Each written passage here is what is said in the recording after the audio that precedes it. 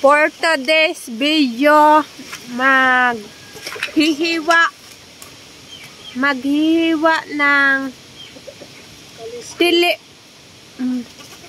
kukuha ng kaliskis ng tilapia si Mother. Yan ang ulam namin.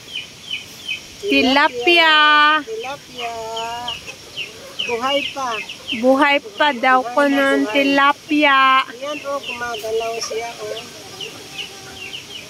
Galing yan sa bundok.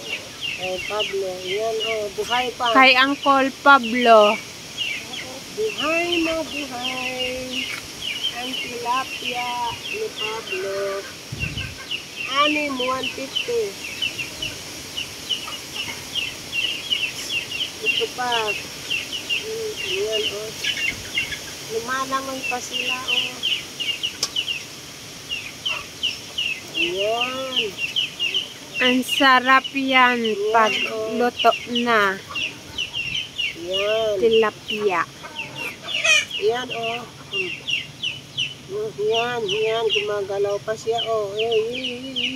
Yan ang ulam namin ngayong gabi kasi meron daw bagyo ngayon. Ngayong daw gabi ang lumalangoy pa o.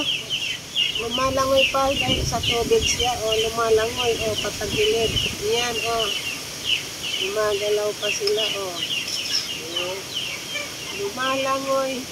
ngayon daw dating ng bagyo ngayong gabi. Gumagalaw nga niya.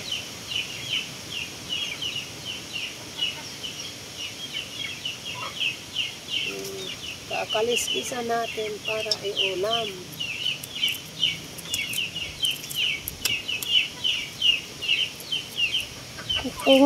Kukuha na siya ng kaliskis.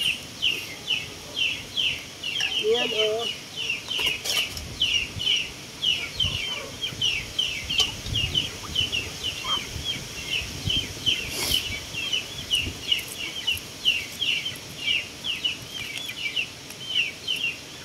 Masarap ito dahil walang kwan. Walang mga chemicals ang pinapakain ni Pablo.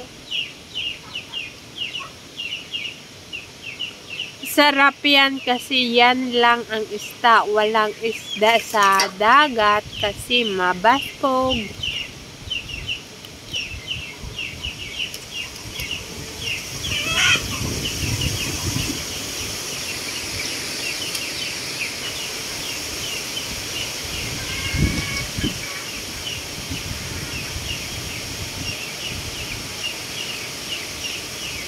Tatanggalin ang kinain nila o tae-tae. Tibay aga tait pa.